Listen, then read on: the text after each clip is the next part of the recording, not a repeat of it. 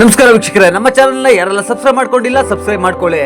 ರಾಮರಾಯನು ಒಂದು ಪಿತೃ ಪ್ರಧಾನ ರಾಜ್ಯವನ್ನು ಸ್ಥಾಪಿಸಿ ಆಡಳಿತಗಾರನಾಗಿ ಹೊರಹೊಮ್ಮಿದ ನಂತರ ಬಹುಮನಿ ಸುಲ್ತಾನರ ಬಹು-ಉತ್ತರಾಧಿಕಾರಿಗಳ ನಡುವಿನ ಆಂತರಿಕ ಯುದ್ಧದಿಂದ ಲಾಭ ಪಡೆಯುವ ರಾಜಕೀಯ ತಂತ್ರವನ್ನು ಅಳವಡಿಸಿಕೊಂಡನು ಮತ್ತು ಅದು ಅವನ ಆಳ್ವಿಕೆಯ ಸುಮಾರು 20 ವರ್ಷಗಳ ಕಾಲ ಚೆನ್ನಾಗಿ ಕೆಲಸ ಮಾಡಿತು. ಆದಾಗ್ಯೂ ಕಲ್ಯಾಣ ಮೇಲೆ ಹಿಡಿತ ಸಾಧಿಸಲು ಹಲವಾರು ಆಕ್ರಮಣಕಾರಿ ಪ್ರಯತ್ನಗಳು ಮತ್ತು ಸುಲ್ತಾನರ ಅವಮಾನಕರ ಸನ್ನೆಗಳಿಂದ ತುಂಬಿದ ಸುಲ್ತಾನರೊಂದಿಗೆ ರಾಜತಾಂತ್ರಿಕ ವ್ಯವಹಾರಗಳ ನಂತರ 4 ಮುಸ್ಲಿಂ ಸುಲ್ತಾನರು ಪಶ್ಚಿಮಕ್ಕೆ ಅಹಮದ್ ನಗರ ಮತ್ತು ಬಿಜಾಪುರದ ಹುಸೇನ್ ನಿಜಾಮ್ ಶಾ ಮತ್ತು ಅಲಿ ಆದಿಲ್ ಶಾ, ಮಧ್ಯದಲ್ಲಿ ಬೀದರ್ನ ಆಲಿ ಬರೀದ್ ಶಾ ಮತ್ತು ಪೂರ್ವಕ್ಕೆ ಗೋಲ್ಕೊಂಡದ ಇಬ್ರಾಹಿಂ ಕುಲಿ ಕುತುಬ್ ಶಾ ವಾಲಿ ಚತುರ ವೈವಾಹಿಕ ರಾಜತಾಂತ್ರಿಕತೆಯ ಪರಿಣಾಮವಾಗಿ ಒಂದಾಗಿ ಜನವರಿ 1565ರ ಕೊನೆಯಲ್ಲಿ ರಾಮರಾಯನ ಮೇಲೆ ದಾಳಿ ಮಾಡಲು ಸಭೆ ಸೇರಿದರು. ಘರ್ಷಣೆಯ ನಿಖರವಾದ ಸ್ಥಳವನ್ನು ತಾಳಿಕೋಟ, ರಕ್ಕಸ ತಂಗಡಗಿ ಮತ್ತು ಬನ್ನಿಹಟ್ಟಿ ಎಂದು ವಿವಿಧ ರೀತಿಯಲ್ಲಿ ಉಲ್ಲೇಖಿಸಲಾಗಿದೆ. ಎಲ್ಲವೂ ಸಹ ಕೃಷ್ಣ ನದಿಯ ದಡದಲ್ಲಿದೆ. ನಿಖರವಾದ ದಿನಾಂಕಗಳ ಕುರಿತು ಚರ್ಚೆ ಕೂಡ ನಡೆಯುತ್ತಲೇ ಇದೆ. ವ್ಯಾಪ್ತಿಯು ಗಂಟೆಗಳಿಂದ ದಿನಗಳವರೆಗೆ ಬದಲಾಗುತ್ತಲೇ ಕೂಡ ಇದೆ. ಯುದ್ಧ ರಚನೆಗಳು ಮತ್ತು ಕುಶಲತೆಯ ವಿವರಗಳು ಸಹ ಬದಲಾಗುತ್ತಲೇ ಇವೆ. ರಾಮರಾಯನ ಶಿರಚ್ಛೇದವನ್ನು ಅಂತಿಮವಾಗಿ ಸುಲ್ತಾನ್ ನಿಜಾಮ್ ಹುಸೇನ್ ಸ್ವತಃ ಮಾಡಿದ್ದಾನೆ ಅಥವಾ ರಾಯನೊಂದಿಗೆ ಸ್ನೇಹ ಸಂಬಂಧ ಹೊಂದಿದ್ದ ಆದಿಲ್ ಶಾ ವಿರುದ್ಧ ಉದ್ದೇಶಿಸಿದ್ದರೂ ಅವನ ಆಜ್ಞೆಯ ಮೇರೆಗೆ ವರ್ತಿಸುವ ಯಾರೋ ಒಬ್ಬರಿಂದ ಮಾಡಲಾಯಿತು. ಪರಿಣಾಮವಾಗಿ ಉಂಟಾದ ಗೊಂದಲ ಮತ್ತು ಧ್ವಂಸದಲ್ಲಿ ರಾಮರಾಯನ ಸಹೋದರ ತಿರುಮಲ ಇಡೀ ಸೈನ್ಯದೊಂದಿಗೆ ತೊರೆದನು. ಅವನು ವಿಜಯನಗರದಲ್ಲಿ ಮತ್ತೆ ಗುಂಪುಗೂಡಲು ಪ್ರಯತ್ನಿಸಿದನು, ಆದರೆ ವಿಫಲವಾಗಿ ಹೊರವಲಯಕ್ಕೆ ಹೋದನು. ಅವನ ಇನ್ನೊಬ್ಬ ಸಹೋದರ ವೆಂಕಟಾದ್ರಿ ಕುರುಡನಾಗಿದ್ದನು ಮತ್ತು ಬಹುಶಃ ಕಾರ್ಯಾಚರಣೆಯಲ್ಲಿ ಕೊಲ್ಲಲ್ಪಟ್ಟನು.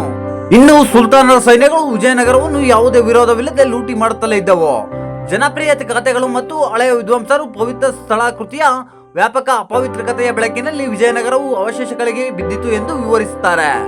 ಆದಾಗ್ಯೂ ಈ ದೃಷ್ಟಿಕೋನವನ್ನು ಪ್ರಶ್ನಿಸಲಾಗಿದೆ. ರಾಜಮನೆತನದ ಕೇಂದ್ರವನ್ನು ಮೀರಿ ಯಾವುದೇ ಹಾನಿ ಸಂಭವಿಸಿದ ಬಗ್ಗೆ ಕಡಿಮೆ ಪುರಾವೆಗಳು ಇರುವುದರಿಂದ ಸಮಕಾಲೀನ ಇತಿಹಾಸಕಾರರು ಮತ್ತು ಪುರಾತತ್ವ ಶಾಸ್ತ್ರಜ್ಞರು ಪಟ್ಟಣದೊಂದಿಗೆ ರಾಜ್ಯವನ್ನು ಸಂಯೋಜಿಸುವುದರ ವಿರುದ್ಧ ಎಚ್ಚರಿಸುತ್ತಾರೆ. ಸಾರ್ವಭೌಮತ್ವ, ರಾಜಮನೆತನದ ಶಕ್ತಿ ಮತ್ತು ಅಧಿಕಾರಕ್ಕೆ ಸಂಬಂಧಿಸಿದ ತಾಣಗಳು ಹೆಚ್ಚು ಉದ್ದೇಶಪೂರ್ವಕವಾಗಿ ವಿಧಾನಗಳಿಗೆ ಒಳಪಟ್ಟಿರುವುದರಿಂದ ಅವರು ವಿನಾಶ ಮತ್ತು ಅಗ್ನಿಸ್ಪರ್ಶದ ರಾಜಕೀಯವಾಗಿ ಕಾರ್ಯತಂತ್ರದ ಸ್ವರೂಪವನ್ನು ಮತ್ತಷ್ಟು ಒತ್ತಿ ಹೇಳಿದ್ದಾರೆ. ಅದೇನೇ ಇದ್ದರೂ ಈ ಯುದ್ಧವು ವಿಜಯನಗರ ರಾಜ್ಯಕ್ಕೆ ರಾಜಕೀಯ ಛಿದ್ರವನ್ನುಂಟು ಮಾಡಿತು ಮತ್ತು ಡೆಕ್ಕನ್ ರಾಜಕೀಯವನ್ನು ಶಾಶ್ವತವಾಗಿ ಪುನರ್ರಚಿಸಿತು. ಸ್ಮಾರಕಗಳು ಮತ್ತು ದೇವಾಲಯಗಳ ಪೋಷಣೆ ನಿಂತು ಹೋಯಿತು. ರಾಜಮನೆತನದ ಪ್ರೋತ್ಸಾಹದ ನಿಲುಗಡೆಯಿಂದಾಗಿ ವೈಷ್ಣವ ಪಂಥವು ನಗರದಿಂದ ನಾಶವಾಯಿತು ಮತ್ತು ರಾಜಮನೆತನದ ಕೇಂದ್ರವನ್ನು ಎಂದಿಗೂ ಪುನರ್ ನಿರ್ಮಿಸಲಾಗಲಿಲ್ಲ. ಬಿಜಾಪುರ ಸುಲ್ತಾನರು ಗರಿಷ್ಠ ಲಾಭಗಳನ್ನು ಗಳಿಸಿದರು, ಆದರೆ ಇತರ ಡೆಕ್ಕನ್ ಸುಲ್ತಾನರೊಂದಿಗೆ ಅವರ ಮೈತ್ರಿ ಹೆಚ್ಚು ಕಾಲ ಏನು ಉಳಿಯಲಿಲ್ಲ. ತಿರುಮಲ ಅರವಿಡು ರಾಜವಂಶವನ್ನು ಸ್ಥಾಪಿಸಲು ಹೋದರು. ಇದು ಹಿಂದಿನ ಸಾಮ್ರಾಜ್ಯದ ತುಣುಕುಗಳ ಮೇಲೆ ಹಿಡಿತ ಸಾಧಿಸಿತು ಮತ್ತು 2 ವರ್ಷಗಳ ಕಾಲ ವಿಜಯನಗರದಿಂದ ಹೊರಗೆ ಕಾರ್ಯನಿರ್ವಹಿಸಿತು. ನಂತರ ಪೆಂಗೊಂಡಕ್ಕೆ ಸ್ಥಳಾಂತರಗೊಂಡಿತು. ಆದರೆ ಉತ್ತರಾಧಿಕಾರ ವಿವಾದಗಳು ಯಾವುದೇ ಕೇಂದ್ರ ಅಧಿಕಾರದ ಪುನರುಜ್ಜೀವನವನ್ನು ಬಯಸದ ಬಹುಸ್ಥಳೀಯ ಮುಖ್ಯಸ್ಥರು, ಮುಖ್ಯವಾಗಿ ತೆಲುಗು ನಾಯಕ್ ಮನೆಗಳು, ದಂಗೆಗಳು ಮತ್ತು ರಾಮರಾಯನ ಮಗನಿಂದ ಆಹ್ವಾನಿಸಲ್ಪಟ್ಟಿರಬಹುದಾದ ಬಿಜಾಪುರ ಸುಲ್ತಾನರೊಂದಿಗೆ ನಿರಂತರ ಘರ್ಷಣೆಗಳನ್ನು ಎದುರಿಸಿದ. ಇದು 1640ರ ದಶಕದ ಅಂತ್ಯದಲ್ಲಿ ವಿಭಜನೆಯಾಗುವ ಮೊದಲ ದಕ್ಷಿಣಕ್ಕೆ ಸ್ಥಳಾಂತರಗೊಂಡಿತು. ಈ ಯುದ್ಧವನ್ನು ದೊಡ್ಡ ನಾಗರಿಕತೆಗಳ ಘರ್ಷಣೆಯ ಮೆಟಾನರೇಟಿವ್ ಸಂದರ್ಭದಲ್ಲಿ ಇರಿಸಲಾಗಿದೆ. ಈ ಖಾತೆಯಲ್ಲಿ ಯುದ್ಧವು ಒಂದೆಡೆ ವಿಜಯನಗರದ ರಾಮರಾಜ್ಯದಿಂದ ಪ್ರತಿನಿಧಿಸಲ್ಪಟ್ಟ ಹಿಂದೂ ನಾಗರಿಕತೆಯನ್ನು, ಮತ್ತೊಂದೆಡೆ ಡೆಕ್ಕನ್ ಸುಲ್ತಾನರ ಮೈತ್ರಿಯಿಂದ ಪ್ರತಿನಿಧಿಸಲ್ಪಟ್ಟ ಇಸ್ಲಾಮಿಕ್ ನಾಗರಿಕತೆಯ ವಿರುದ್ಧ ಎದುರಿಸಿತು. ಈ ದೃಷ್ಟಿಕೋನದ ಪ್ರಕಾರ ಯುದ್ಧದ ಫಲಿತಾಂಶವು ಕೊನೆಯ ಹಿಂದೂ ಭದ್ರಕೋಟೆ, ಮುಸ್ಲಿಂ ಉತ್ಸಾಹ ಮತ್ತು ವಿಸ್ತರಣವಾದಕ್ಕೆ ಪತನವಾಯಿತು. ಆಧುನಿಕ ವಸಾಹತುಶಾಹಿ ನಂತರದ ಯುಗದಲ್ಲಿ ಹಲವಾರು ದಕ್ಷಿಣ ಭಾರತದ ರಾಷ್ಟ್ರೀಯ ಇತಿಹಾಸಕಾರರು ಈ ದೃಷ್ಟಿಕೋನವನ್ನು ಅಥವಾ ಅದರಂತೆಯೇ ಒಂದನ್ನು ಅನುಮೋದಿಸುವುದನ್ನು ಮುಂದುವರೆಸಿದ್ದಾರೆ.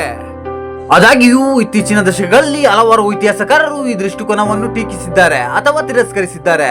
ಉದಾಹರಣೆಗೆ ರಿಚರ್ಡ್ ಎಂ ಈಟನ್ ಯುದ್ಧದ ಹಿಂದಿನ ಯಾವುದೇ ಧಾರ್ಮಿಕ ಉದ್ದೇಶಗಳನ್ನು ನಿರಾಕರಿಸುತ್ತಾರೆ ಮತ್ತು ನಾಗರಿಕತೆಗಳ ಘರ್ಷಣೆಯನ್ನು ದೋಷಪೂರಿತ ಓರಿಯೆಂಟಲಿಸ್ಟ್ ಆಡಳಿತದ ಸಂಕೇತವೆಂದು ವಿವರಿಸುತ್ತಾರೆ. ತಮ್ಮ ನಿಲುವಿಗೆ ಬೆಂಬಲವಾಗಿ ಈಟನ್ ಹಲವಾರು ಪುರಾವೆಗಳನ್ನು ಉಲ್ಲೇಖಿಸುತ್ತಾರೆ.